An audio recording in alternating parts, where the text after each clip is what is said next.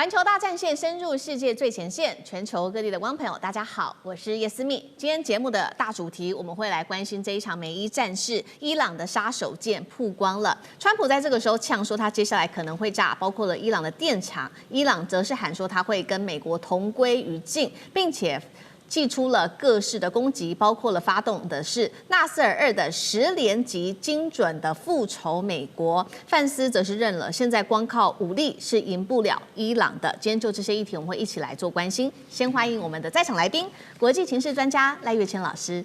主持人好，观众朋友大家好。清华大学讲座教授张延廷张将军。主持人好，大家好。陆军退役少将厉正杰将军。思密好，各位观众大家好。好，欢迎观众朋友。今天节目开始，记得帮我们按赞，点下这个热推荐，写下思敏在哪一个城市收看，我会亲自做回复，并且加入会员频道吧。今天的美伊主题，我们赶快来看到3个火线话题。等一下，请来宾帮我们特别做解析。第一个，川普喊话了，他下周再继续打下去的话，会炸伊朗的电厂、桥梁，现在都已经到这些民用的设施了。伊朗反呛，他要让整个中东的基础设施跟着一起陪葬。美伊冲突进入了全面毁灭战吗？第二件事情，伊朗的纳斯尔2号连续的10波攻击，专门打击的目标非常的清晰，当中包括了美军的雷达系统、燃料跟指挥节点。美军的军费现在已经是烧到了1000亿美元了，这场战争到底是谁在消耗谁呢？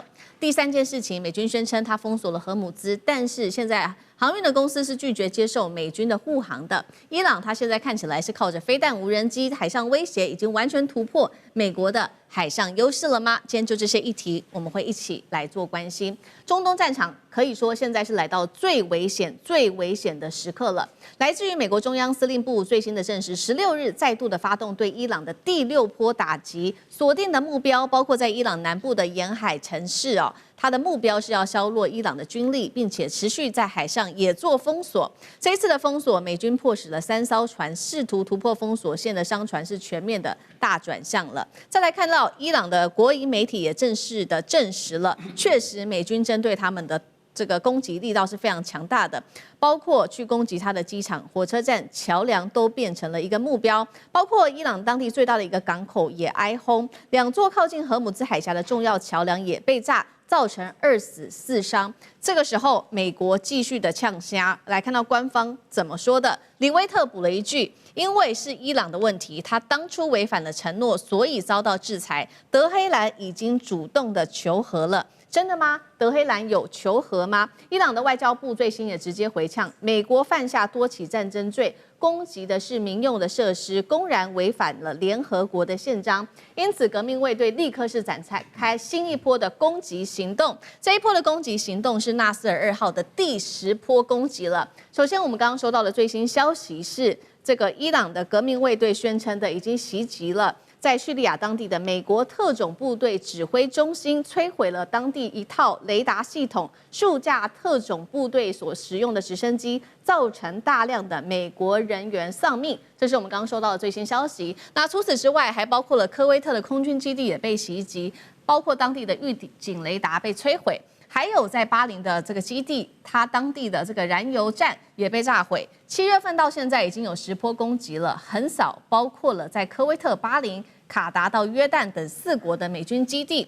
伊朗现在专门打的3样东西，包括了感测器、燃料设施跟指挥节点。川普说了，再打下去的话，下周继续的轰炸，锁定的是当地的发电站跟桥梁。那么革命卫队再回呛说，美国真的敢这么做，攻打基础设施的话，接下来中东所有完好的基础设施都变成伊朗的打击目标，看起来是要把它整个波及到中东的盟友们去做攻击。今天节目一开始，先请教厉将军如何看这一波双方所发出来的战略讯号。川普他也喊话，下周会去炸电厂跟桥梁。伊朗说，你这么做，我就会摧毁所有的在美军在中东的建设。真的话，这一波攻击会一路升级到底吗？还是跟过去一样，川普可能会 tackle？ 厉将军怎么看？首先这个伊朗的战果，这边也跟各位观众报告一个最新的一个战况哈。伊朗这一次来讲的话，纳斯尔2号现在最新的一个讯息是，这个美军部署在伊拉克叫做库尔德斯坦的这种埃尔比勒国际机场的爱国者3的导弹基地已经发生殉爆被打了。同时，在这个时间，美军准备空袭的 F-35战机也在波斯湾上空发出7700的代码，7700代码就是代表它要紧急迫降。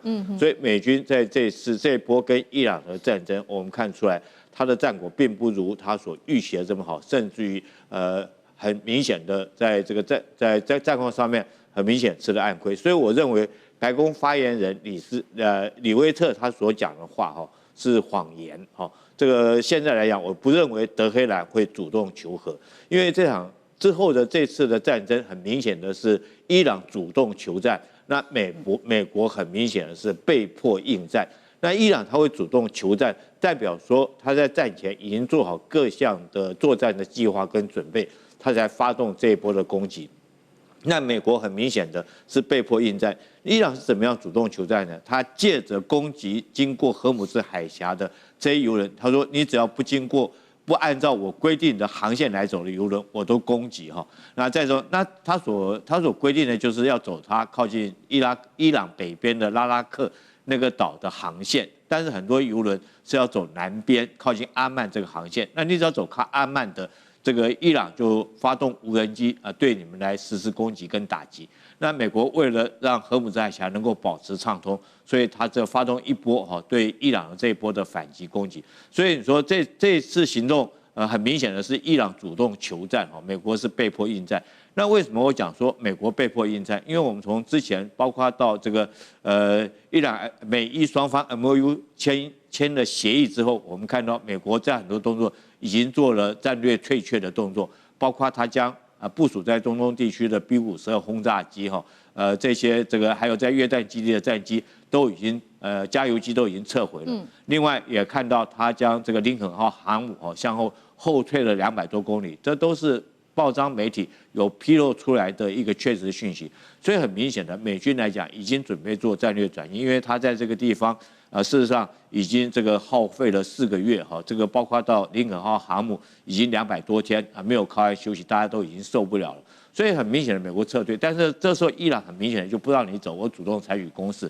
那美国现在能够处理的大概有3种方案。第一种方案你就必须要直接这个对伊朗内陆地区的所有导弹发射基地、无人机发射基地来实施攻击，不然的话，它在内陆它一样可以打得到你波斯湾。经过荷姆兹海峡船只，它的无人机射程可以高达300多公里导弹射程甚至于上千公里，它要攻击荷姆兹的这个船只来讲话，事实上是轻而易举。那我们现在看到今天为止，美国只能对伊朗的沿岸地区来发动攻击，但是并没有看到它对内陆重要的导弹发射基地来发动攻击。是第二个，美国能够采取的就是要靠地面作战。如果说你不采取地面作战来讲的话，事实上没有办法拔除伊朗这些沿岸的这种对荷姆兹海峡油轮构成这个威胁的这些这个无人机或者是导弹的基地，或者是甚至于无人艇，你是没办法拔除的。那你就必须要控制荷姆兹沿海的这7个离岛。我们昨天有讲过，大不通、小不通和拉拉克这些岛，你如果说没办法用地面控制来讲的话，这些岛一直都掌握在伊朗手上，它就随时可以对通过荷姆兹的海峡来发动攻击那第3个，我觉得川普可能还有一个选择就是回归到谈判桌上面来跟伊朗来进行这个来继续谈判。但是如果说这是对美国来讲是损害最少的，你继续打下去，我们都知道美国现在马上面临的国内的选举，马上面临选举压力，还有美国这次战争这个预算的膨胀听说将近花了上千亿美金，那老百姓已经受不了。所以美国如果说愿意跟伊朗谈判来讲的话，那当然会中了伊朗所望所求，那伊朗会对美国来讲的话，在谈判桌上面会要的更多。这也是川普到现在为止他进退两难，他不知道干嘛，打不下去打你可能没有做准备，谈的话那你必须要这个割更多的肉去喂伊朗。所以说，我觉得川普来讲的话，现在面临这个举步维艰的这个困境。好，所以这场战事打到现在，从7月份这种大规模的攻击，现在看起来整体来说，伊朗还是掌握目前的战争的主导权。那美国有一点是被迫应付，跟着打下去。那尤其我们也来看到细节，这次伊朗也是锁定它的目标是非常的精准，它有锁定它的目标，像是专打美军基地的雷达啊、燃料设施、后勤节点、指挥中心。那这当中背后的战略策略是什么？再来就是刚刚我们收到的最新消息，说这个美军在叙利亚当地的特种指挥中心也被摧毁哦，一套雷达系统跟数架的直升机等等，这对于美军的伤害又有多大？那将军怎么看？那这一次伊朗大概2个目标，第一个，他专门打美军驻在中东地区的有生战力，后勤就是有生战力，因为大家彼此消耗战，那消耗战后勤第一啊，把这些不管是它的油库，或者是燃料，或者是弹药库，或者后勤维修中心炸掉，这是有生战力。后续的有生战力，美国所能够发挥就相对有限了。所以你看注意看，这个就是它摧毁有生战力。第二个，关通系统，因为关通系统是预警的。那伊朗过来的是导弹打美国，伊朗过来的是无人机打美国基地，那它让美国在这方面预警能力降低。那怎么？我打你的关通系统，打你雷达站，让这一方面呢没有办法能够充分的能够掌握预警，那你的整个的作战的预警时间跟空间就很短暂。再来就是说，那这个关通系统也包括了作战指挥中心，这个是指挥管制。那指挥管制包含纵向的指挥管制，横向的指挥管制都会受影响。这样美国所能够发挥的统合战力，战力值就会慢慢下降。所以伊朗它这个就是打了战略考量是这个样子。那战略考量，那美国自己呢？美国自己它就有些短板，因为美国住在中东地区，不管是科威特、叙利亚、伊拉克，但是叙利亚因为稍微远边了，伊拉克稍微远边，最重要是科威特、阿联酋、沙烏地阿拉伯、约旦，也包括巴林，那这些驻军的话，美国总共19个驻点，它在驻在国是分散，在当地国的时候是集中在那个基地，那你你一集中，你就很容易被打。如果你分散的话，我让你离伊朗，我那么多那个地方，让你不知道你要打哪个是重点，我都分散屯除，保持我这个战力保存能够做得很好。没有，你在驻在国就在这个地方，为什么？它比较好管理，但是你这个刚好被伊朗专门就打你这个几个地方，比如经常提到的这个思敏提到什么乌代德空军基地啊，什么在巴林的什么第5舰队指挥中心啊，就是这个样子，因为你都在集中嘛，那这个集中刚好就被打。那美国有3个短板，第一个。人数少，美国在中东的驻军呢，常态保持5万人，那有15000人在科威特，所以科威特是最多。你能够发挥多大战力？那你就要靠你说你有航空母舰，航空母舰毕竟在阿拉伯外海，毕竟距离伊朗比较远，战略威慑能力就会比较弱。第二个，因为过度集中在大营区，那你能够发挥战力保存、战力防护的效果就相对有限。因为你都集中在大营区，这是没办法改变的嘛。你现在说我现在要分散，你现在怎么分散？现在是打仗状态，你怎么分散？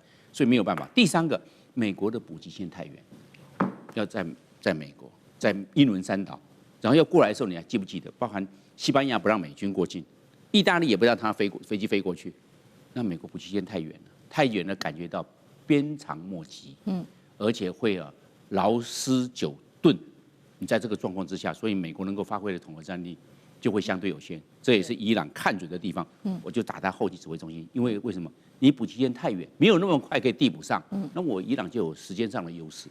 好，但我们也来看到说，现在呢，其实美伊双方也在力拼的，就是要持续的掌握这个荷姆兹海峡的主导权。那最新消息，我们看到来自于路透社的最新报道说呢，多家的国际航空公司根本拒绝美军的护航行为哦，甚至有航运业者直接喊出了一句话，他说：“美国似乎无法控制局势。”好，除了荷姆兹无法控制之外，我们来看到的是，现在伊朗也还没有祭出他的杀手锏，包括呢，伊朗的最高指挥部已经画下红线了，绝不允许美国介入荷姆兹海峡，这是不可逾越的红线。那接近胡塞的人也说呢，飞弹跟无人机现在已经部署在曼德海峡附近了，只等待伊朗来命令就会来同步部锁定曼德海峡。另一方面，美军的军费则是持续的高涨，现在最高已经喊到军事支出是达到1000亿美元，远超过官方当初公布的310亿美元。那赖老师怎么看？目前包括了航运公司的态度，他们还是不愿意买单川普。那川普接下来会怎么做呢？难道拉着全球跟他一起陪葬吗？还是想个办法找个台阶下吗？赖老师怎么看？川普搞砸了，他也没有什么台阶可以下了啊，因为他一直说伊朗要跟他求和，要跟他谈判。那伊朗已经用行动用行为来证明他没有要求和，没有要谈判。为什么？因为他还是继续的对美国的军事基地采取猛烈的打击，而且已经打到更远的约旦了啊。约旦在过去是美国前沿基地中的属于比较后勤补给的一个后备预备队的一个比较安全的位置，但是在这一次伊朗的攻击，很明显的你已经看到了，它遭受到猛烈的打击。这个对于美国来说是噩耗，是坏消息，因为 F-35也好，或者其他的指挥中心、雷达，因为过去的 SAR 系统就是装在这个地方来保护它的大本营的安全，但是很明显的现在已经被突穿了，被打了。所以对美国来说，当约旦被打的时候，其实对他来说，比科威特、比巴林、比其他的所谓的第5舰队的司令部被打，其实这个消息还要严重。对美国来讲，这个事态更加的严重，是因为那些很早就被打了嘛。对。那军队也已经有生战力也已经是转进了，撤到其他的一个地方去。可是问题就在于约旦呢，约旦相对来讲过去是比较安全的。但是现在已经遭受到这个伊朗的攻击，美国现在在研究的是伊朗是透过什么途径来对它进行攻击。好，既然美国没有办法逼的这个伊朗求和，伊朗也没有打算要求和，那双方就僵持在这里，那川普就搞砸了。所以现在还是需要第三方出来斡旋。可是问题就在于川普的没有信用，那怎么去斡旋呢？也就是说，你明明签了 MOU 这个备忘录，那怎么你还开火呢？那你签了 MOU， 你还开火，伊朗反击，你又加码，伊朗再加码，所以整个过程中就是你美国搞出来的嘛。那你美国搞出这个玩意来，你今天却要伊朗来主动跟你说我来求和进行谈判，这个缘木求鱼，不可能的事情。那不可能是怎么办？